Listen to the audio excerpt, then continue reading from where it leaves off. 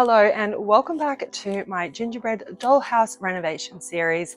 My name is Jahan and I am so excited you're here.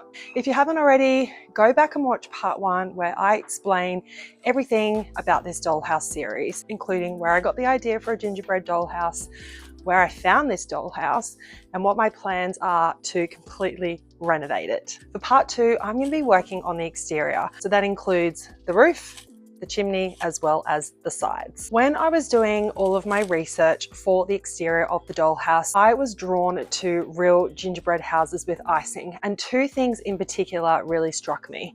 The first was the color of the gingerbread, and the second was the texture. So for me, when it comes to the exterior of this dollhouse renovation, I want to make sure that I'm hitting those 2 things perfectly. I've been spending a lot of time testing different paint colors, and I think I found the color. It's really rich and it's vibrant and beautiful. The first thing I need to do is give this dollhouse a clean up. I am going to use antibacterial wipes to clean the insides first. There is a lot of dirt and grime and even some cockroach poo in there. And then after that, I'm going to give the surface a sand. I'm not obsessed about removing all of the paint. My focus essentially is to make sure that the surfaces are smooth. For this part, I'll be working on 3 different elements: the side of the gingerbread house, the roof, and the chimney. I would also actually love to create a facade for the gingerbread dollhouse, but I've decided that's not something I'm going to do until the very end. I want to make sure that I've got full access to the actual rooms in the dollhouse before I even start thinking about putting on a facade. With that in mind, I'm really excited because this gingerbread dollhouse renovation series is in partnership with Ryobi Australia, and I'm going to be using a few of their tools to get the exterior finished. Now you know the plans for the exterior of my gingerbread dollhouse renovation, so I guess I better get to work. But before I do, I would love for you to like this episode and to subscribe so you don't miss an episode in my gingerbread dollhouse renovation series with Ryobi. Before I start any upcycling and DIY project, I like to get my tools and materials organised. For the exterior, I plan on using Ryobi's battery operated blower, palm sander, rotary station and glue gun. The great thing about working on the exterior is that I only need a few tools and materials. I have included a detailed list with links in the description below so you can get everything organised to renovate your own gingerbread house. The first task was to clean and disinfect the surfaces, and as you can see, it was pretty gross and there was a lot of cockroach poo. The next step is to sand the dollhouse using my Ryobi palm sander. I wasn't fussed on removing all the paint like I normally would if I was upcycling a piece of furniture.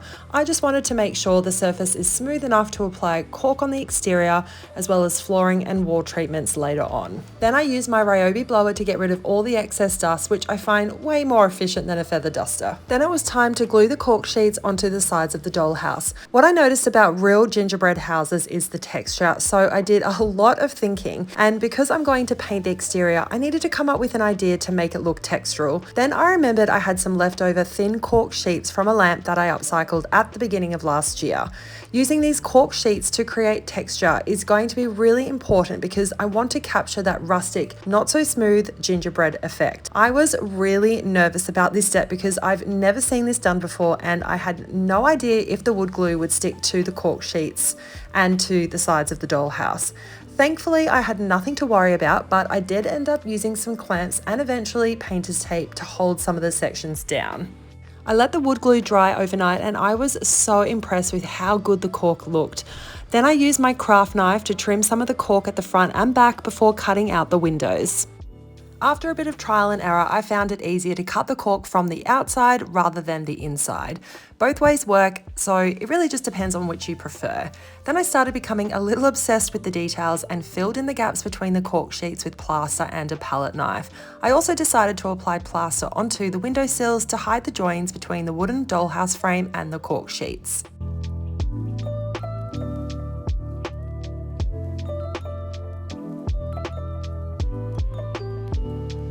Then I started working on the brick chimney. To get the best size for the cork bricks, I went onto an Australian brick supplier website and found the size of a regular house brick, which I divided by 12. The scale of the dollhouse is 1 to 12, which means I divide the measurements of something I want to make for the dollhouse by 12. Therefore, the measurements for the chimney bricks are 2 centimeters by 1 centimeters.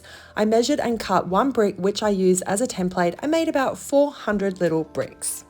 There are other scales for miniatures and doll houses, but I've chosen a scale of 1 to 12 for this project. Then I used wood glue to stick the bricks onto the chimney in a running pattern, also known as a stretcher-bond pattern where the bricks are offset. On a whim, I decided to plaster in between the bricks. I wasn't sure if I had made the right decision, but I knew I didn't want the paint to sink in between the bricks, so I decided to trust my gut and just go for it.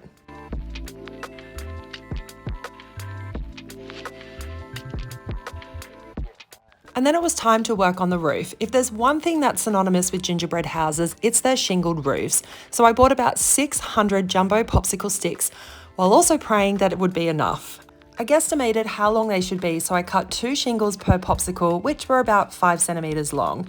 I cut about 300 shingles in the first session and realized I wasn't sure how I was going to keep the shingles straight across the roof. Jason came up with the idea to draw lines on the roof, and that helped initially, but by the time I was halfway through the first side, I was kind of eyeballing it anyway. I loved the offset brick chimney, so I offset the shingles to give the roof a more authentic gingerbread house look. I used my Ryobi glue gun to stick the shingles to the roof, and I was so impressed with how well it worked. In some cases, I applied the glue directly onto the popsicle and then stuck it on the roof. And other times I applied the glue directly onto the roof and positioned the popsicle in place. Both applications worked beautifully, so it really depends on what your preference is. I've come inside to finish cutting the popsicle sticks for the scalloped roof, and there's so much to cut. I've decided to come inside, have a seat. I'm watching Stranger Things on the TV, and honestly, I am loving this. Usually I'm working outside where it's cold or if it's super hot, and yeah, this is actually quite nice. So I'm really enjoying myself. My work is typically quite physical, so I'm actually really enjoying doing all these small little projects. My right hand is actually quite sore from cutting the popsicle sticks with the scissors, but I know it's only for a short time, so it's gonna be fine. So yeah, I better keep going.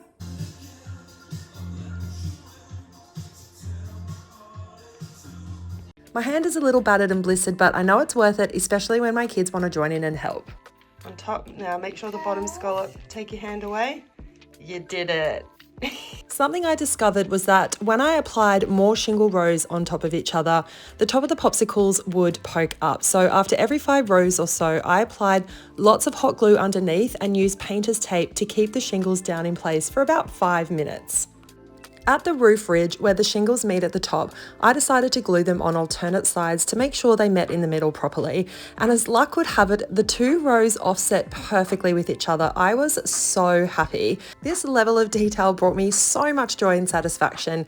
And I think taking my time to figure this out means the overall finish will look incredible and, dare I say it, professional looking. Also, I know I've only just started working on this dollhouse renovation, but I love being able to do crafts like this indoors, especially on rainy days where it's nice and cozy inside. And let me tell you, when I put that last shingle on, I was so incredibly happy and proud of what I had achieved. But then I realized that the front of the shingled roof didn't look that great, so I ran out to my local hardware store, chose a small round dowel, cut it with my craft knife and glued it to the front to make a little trim. I wanted to make a scallop trim, but I think I'm going to commit to making a facade, so maybe I'll do that once the walls and floor treatments are done. So as you can see, I have already done quite a lot to the exterior of my gingerbread dollhouse, which I'm really happy about. My next steps are to sand the plastered windowsills using my Ryobi rotary station, and then after that I might give the cork sheets a little sand as well, just to smooth off any excess plaster, and then I will be painting it, which I have been waiting for this entire time. I've put a lot of effort into finding that perfect, yummy gingerbread paint color. I have spent so many hours testing different colors. I've asked the kids, I've been asking Jason, I've done test patches, I've been holding them up in different rooms, I've been doing all sorts of things. I've tried a lot of different colors. I've asked Jason and the kids, and interestingly, they all chose the same color, which blew my mind. I think with gingerbread houses, when they get painted and they're a little bit more on the brown side, they can kind of look a little bit flat. So we've actually gone a little bit more on the orange side, and I'm okay with that. I'm actually really excited, and I think it's going to look really good once I get the icing onto it as well. But anyway, yep, I guess I better keep going. Let's take a look at the renovation so far. As you can see, not much is happening from the front, but the roof trimming looks absolutely gorgeous. The tiny shingles are so cute, and I have a bunch of small pieces left over from the middle of the cut popsicles, which I've kept, and hopefully I'll be able to make something with them like tiny magazines. I'm glad I covered the chimney in plaster because it looks really neat, but it still has lots of character and texture. I ended up filling the gaps between the shingles and the roof trim with plaster. It's one of those detailed elements that's not essential, but it does make the shingled roof look neat and tidy. And then it was time to sand the windowsills so they looked nice and smooth. I'm using my Ryobi rotary station with the sanding attachment on low speed. It is such a great tool for sanding in between those hard to reach places, and I use it all the time. Next, I'm using my Ryobi palm sander to smooth the plaster on the sides. I also applied a bit of plaster on the front to hide the joins between the wooden dollhouse frame and the cork sheets. This is totally optional, but I think it'll have a big impact in terms of quality craftsmanship. And then it was time to start painting. I was so excited for this step. This is what I had been waiting for so long. I painted all the shingles, the chimney, the front, and finally the sides. I wasn't sure if I would have enough paint, but a 250ml sample pot was plenty for a couple of coats. I did need more paint for the cork sides than the shingles. The cork is quite porous and soaked in a lot of paint. So it looks like I have painted this gingerbread house and it looks like a terracotta house. Honestly, I genuinely thought this color was going to be perfect. Jason and the kids chose it. I even liked it. But I think I'm gonna have to eat my own words and add some brown to it because it just looks really bad. I'm just like... Anyway, I do have some brown, so I'm going to mix it in with probably 2/3 brown with 1/3 this, because I still think this colour should be in it in some way, shape or form. So yeah, this has been a massive fail, but hopefully I'll get it right the second time because I don't know, it's so gross. I really hope I don't offend anyone, but this looks hideous. I love terracotta, but in this context, it's just plain wrong. So I ended up going into my studio and found a sample pot of brown paint and mixed it with the original burnt orange color we had chosen. And look, I wasn't hopeful, but when I started painting the gingerbread dollhouse, I was shocked. It ended up being that perfect, yummy gingerbread color I had been dreaming about for so long. Ta-da! I am so much happier with this color. I think it looks absolutely beautiful. So what I ended up doing was creating my own gingerbread paint by mixing 2 parts brown paint with 1 part orange paint, and I've literally just stumbled across the most beautiful gingerbread color. When it comes to the exterior, I honestly thought that I would be finished, but at this point I kind of feel that it looks a little, I don't know, boring. I kind of couldn't help but think that a little bit of icing at this stage would look really nice. I'm going to ice the shingles, and I've got a little hack for this. So my plan was to use all-purpose silicone to create the icing effect on the gingerbread house, but I've come up with something better. Puff paint. So I actually used to use this when I was a kid. I would create patterns and words and write them all over jumpers and t-shirts and denim skirts and denim jeans. And I'm really excited to use this for icing the gingerbread dollhouse. I don't actually think I've used this since I was about 15, so I'm really excited to get back into it. Let's take a closer look at this yummy gingerbread color. It's so beautiful and creamy, and the orange really elevates the brown. And as you can see, the texture of the painted cork sheets make it look like authentic gingerbread. Also, plastering, sanding and painting the windowsills turned out to be a stroke of luck because it looks like someone has cut arches out of gingerbread dough before baking it. I was so excited to ice the shingles, and look, I've never done this before and it's the first time I'm attempting at icing a gingerbread house, so I did the first row of ice scallops slowly and then I got into a really nice rhythm. The puff paint is very easy to apply, and this will bring back so many memories for kids of the 80s and the 90s. I'm so happy I'm using puff paint instead of all-purpose silicone because it's much easier to use, and I know I'm going to be able to create some seriously cute patterns with it for the rest of the exterior. I'm thinking polka dots, love hearts, flowers and candy canes, all the cute shapes that will make this gingerbread dollhouse look almost good enough to eat. And that's it. I am beyond thrilled with how the exterior of my gingerbread dollhouse looks. Whilst there still is a bit more icing to do, I've already come a long way and I've learned so much. I love being able to share my process and the experience of renovating a dollhouse with you. And as you can see, the texture of the painted cork looks so yummy. And I know you can see the joins, but I'm not worried at all because I'll cover that up with lots of ice patterns using more puff paint. I also painted the top of the chimney using black chalkboard paint.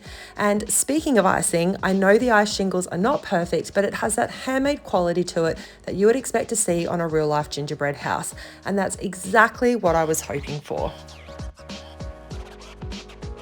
Thank you so much for watching part 2 of my gingerbread dollhouse renovation. It has been quite a journey to get here, but I am so thrilled with how it looks.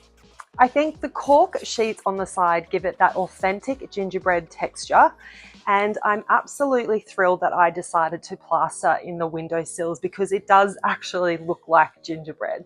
I think the shingled roof looks totally cute, especially with the icing on it, and I'm really impressed with how the puff paint has dried.